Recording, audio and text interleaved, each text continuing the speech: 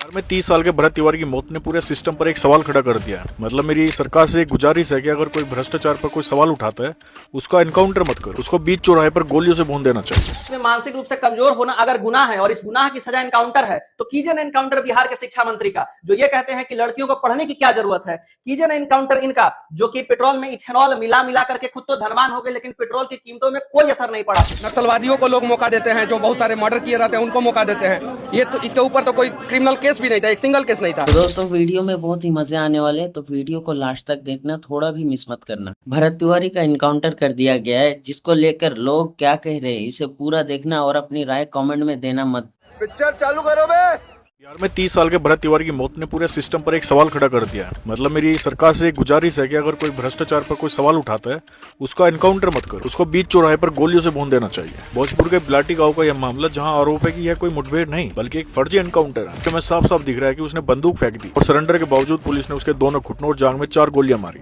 भरत ने भ्रष्टाचार के खिलाफ आवाज उठाई और सजा मिली सीधी मौत। पुलिस कहती है कि वो मेंटल था, पागल था। शायद करप्शन के खिलाफ आवाज उठाना पागलपंती ही तो है।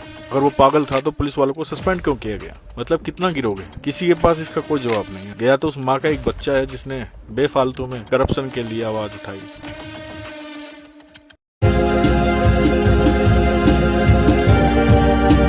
मानसिक रूप से कमजोर होना अगर गुनाह है और इस गुनाह की सजा एनकाउंटर है तो कीजिए ना एनकाउंटर बिहार के शिक्षा मंत्री का, जो ये कहते हैं कि लड़कियों को पढ़ने की क्या जरूरत है। कीजिए ना एनकाउंटर इनका, जो कि पेट्रोल में इथेनॉल मिला मिला करके खुद तो धनवान हो गए लेकिन पेट्रोल की कीमतों में कोई असर नहीं पड़ा। कीजिए एनकाउंटर धर्मेंद्र प्रधान का, जिनकी वजह से आज 22 लाख बच्चों का भविष्य दांव पे लगा है और कितने ही बच्चों ने सुसाइड कर लिया। कीजिए एनकाउंटर उस अधिकारी का जो कि 50 करोड़ का पुल बनाते हैं और वो पुल 10 दिन भी नहीं चलता है। अगर हथियार लहराना गुनाह है तो सोशल मीडिया पे हजारों वीडियोस पड़े हैं जो कि हथियार लहरा रहे हैं, प्रशासन के सामने लहरा रहे हैं, लेकिन आप उसका एनकाउंटर नहीं कर सकते हैं क्योंकि एक गरीब आदमी, एक मजबूर आदमी का एनकाउंटर करना आपके लिए आसान है, लेकिन जो सत्ता में बैठे हैं वो कोई भी गुनाह कर ले उनका कुछ नहीं हो सकता है।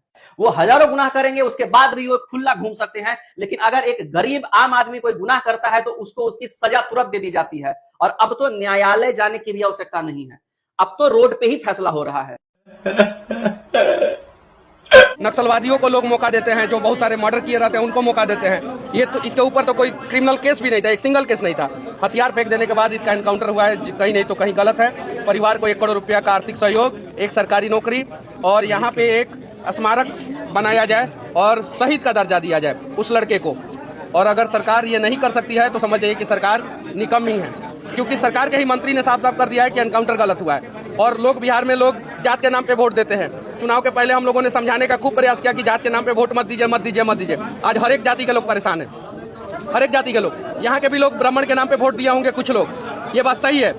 देश के सभी लोगों को बिहार के भगत सिंह के बारे में जरूर जानना चाहिए, जिनका नाम है भरत तिवारी। ये भगत सिंह की तरह निडर और समाज के लिए लड़ते थे और भ्रष्ट नेताओं के खिलाफ में आवाज उठाते थे। इनका बिहार पुलिस ने फेक एनकाउंटर में मर्डर कर दिया, लेकिन सवाल यह है कि जब इन्होंने पिस्टल फेंककर आत्मसमर्पण कर दिया था तब पुलिस ने इनका एनकाउंटर क्यों किया? जबकि पुलिस ने खुद बताया था कि ये मानसिक रूप से बीमार थे और न ही बहुत बड़े क्रिमिनल थे, तब इनका मर्डर क्यों किया गया? अगर पुलिस चाहती तो इनको पकड़ के जेल में भी डाल सकती थी, लेकिन उन्होंने ऐसा नहीं किया। आपको क्या लगता है, भरत तिवारी के साथ गलत हुआ? ऐसा ही कमेंट करके जरूर बताइएगा। तो दोस्तों वीडियो अभी खत्म नहीं हुआ, वीडियो में बहुत ही मजा आने वाला। आगे लोग क्या बोल रहे हैं और क्या क्या समझा रहे हैं, पूरा वीडियो देखो और अपना राय कमेंट में जरूर देना और वीडियो को शेयर करो। जहां उधर राघव चड्ढा ने बीजेपी ज्वाइन कर ली, वहीं इधर काफी न्यूज आ रही है कि सनी पाजी ने बीजेपी से ये कहते हुए इस्तीफा दिया कि ये कोई राजनीतिक पार्टी नहीं है, बल्कि ये बेरोजगार स्कूल से निकले हुए अशिक्षित लोग, गुंडे मवाली और ब्रेन वॉश करने वालों का गिरोह है, जो हमेशा देश के टुकड़े करने की बात करता है। सनी देओल ने कहा है भारतीय जनता पार्टी एक राजनीतिक दल है ही नहीं, ये तो देश को तोड़ने वाली संस्था है। उन्होंने कहा बीजेपी एक ऐसी संस्था है कि जिसमें ब्रेन वॉश किए हुए युवा, स्कूल कॉलेज की पढ़ाई बीच में छोड़कर आए हुए युवा, उनका एक संगठन है, एक ग्रोह है जो कि देश को सिर्फ तोड़ने का काम करता है, जो सिर्फ धार्मिक उन्माद फैलाने का काम करता है। अब अगर ये वायरल न्यूज रियल है, सनी पाजी ने सच में ऐसा कहा, तो आप कमेंट में बताओ कि क्या सनी पाजी ने बीजेपी के बारे में सही कहा? मोदी जी कुछ करेंगे कि नहीं? इतना कुछ तो कर दिया, अब क्या करवाना चाहती हो तुम? क्या किया है भाई? नदियों को साफ कराने का वादा किया था। हाँ, बहुत ज्यादा साफ हो चुकी है गंगा मैया और बहुत ज्यादा साफ हो चुकी है जमुना मैया। अब तो पानी पी सकते हैं उसका। बेटी बचाओ बेटी पढ़ाओ बोला था ना, हाँ। तो अभी पढ़ रही है ना बेटी? अच्छा, बीजेपी में तो सारे रेपिस्ट भरे पड़े हैं। रेपिस्ट को तो तुम लोग आजाद कर देते हो। ना बेटी बच रही है और ना बेटी पढ़ पा रही है। तो कांग्रेस में नहीं है क्या रेपिस्ट? आधे एमपी कांग्रेस के रेपिस्ट भरे पड़े हैं। तो कांग्रेस ने नहीं कहा है बेटी बचाओ बेटी पढ़ाओ, मोदी जी ने कहा है। अच्छा, जो कहा है उससे सवाल है तुम्हारा? हाँ वादों पे सवाल है तुम्हारा? हाँ। और सरकार जिसकी है उससे सवाल है। तो बोला तो था किसानों की आय दुगनी कर देंगे। लाठी चलवा दिए, किसानों की आय क्या दुगनी करोगे? महिला सुरक्षा का तो वादा किया था ना। बेटा 2 साल में ना 13 लाख से ज्यादा लड़कियां गायब हुई हैं और ये तो रजिस्टर्ड हैं, और जो रजिस्टर्ड नहीं है उनका क्या? ये है सुरक्षा? अच्छा, तो सबका साथ सबका विकास बोला था ना, उन्होंने किया ना? ना सबका साथ दे रहे हैं वो, ना ही सबका विकास कर रहे हैं वो। किसका साथ दे रहे हैं वो? अडानी का। किसका विकास कर रहे हैं वो? अंबानी का। बाप रे, ये तो धोती खोल रहा है। तो पर्यावरण का रक्षा के बारे में बोले थे ना, पर्यावरण की रक्षा कर तो रहे हैं। हाँ, अरावली के सारे पर्वत कटवा दिए, अंडमान निकोबार के जंगल कटवा दिए। रक्षा के नाम पर पूरा का पूरा पर्यावरण ही कटवा दो अडानी अंबानी के लिए। नंगा करके नहला रहा है। आतंकवाद खत्म कर देंगे बोला था ना उन्होंने। आए दिन तो आतंकवादी कश्मीर में घुसकर आतंक मचा रहे हैं। $5 ट्रिलियन की इकोनॉमी बोला था ना उन्होंने, 2024 तक कर देंगे। देखो अभी हमारी इकोनॉमी। हाँ, चौथे से छठे नंबर पर आ गई है और अभी भी $4 ट्रिलियन पर ही अटके हुए हो। पेपर लीक का तो वादा किया था ना। हाँ, आए दिन पेपर लीक हो रहे हैं। कभी नीट का पेपर लीक हो रहा है, कभी एसएससी का पेपर लीक हो रहा है। अरे मुझे चक्कर आने लग गया अब। और तो और बोला भी तो था मीडिया हमारी स्वतंत्र होगी। हाँ, डांट चाट रही है, कभी झालमुड़ी की रेसिपी बता रही है।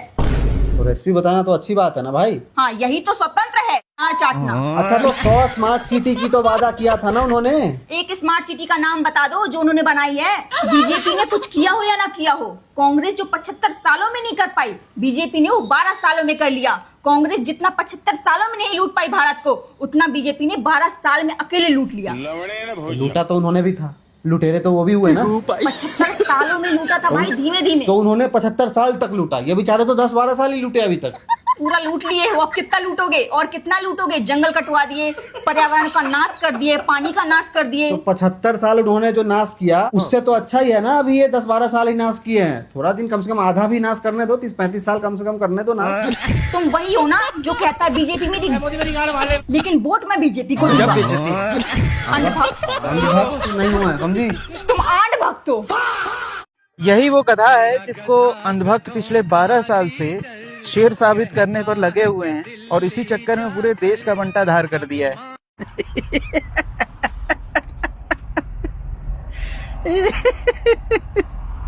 देश में नए नए तरीके ढूंढे जा रहे हैं अंधभक्तों को समझाने के लिए मगर अभी तक इसकी कोई वैक्सीन नहीं बनी। पूरी दुनिया परेशान है इसके लिए। पहले हिंदू खतरे में था, फिर हमारी गौ माता खतरे में आई, फिर मंदिरों से सोना और पैसे चोरी हो रहे हैं, और अब तो ले दे के गाड़ी बची थी भाई वो भी खतरे में आ गई हिंदुओं की। अरे भाई, हिंदुओं का तो सब कुछ खतरे में आ गया। क्या करे, जबकि 2014 से हिंदुओं की सरकार है सब जगह, फिर भी हिंदू खतरे में है। हम हिंदू बेचारे करे तो करे क्या, जाए तो जाए कहाँ। उधर मेलोनी ने पाकिस्तान की बड़ाई कर दी। मोदी जी बहुत गलत हो गया हमारे साथ। सो दोस्तों, क्या लगता है आपको, भरत सिंह के साथ गलत हुआ? अपनी राय कमेंट में जरूर दें और इस वीडियो को इतना शेयर करें ताकि सबको पता चल सके कि इस दुनिया में चल क्या रहा है। मिलते हैं किसी नए वीडियो में, तब तक के लिए जय हिंद।